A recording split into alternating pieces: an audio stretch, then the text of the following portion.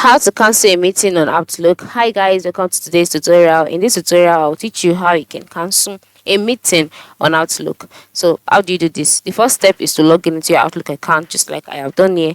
And then once you're logged in, you'll be brought to the page where you'll see the home address, right?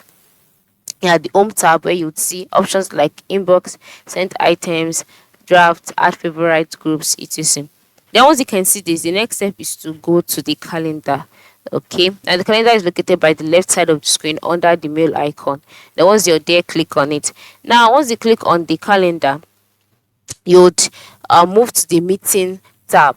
All right, just navigate through to the meeting tab by clicking on show all, and then also by the right side of the screen, if you have anything planned for the day, you would see all of the meetings planned for the day by the right side here. So once you see it, just select the meeting that you would like to cancel.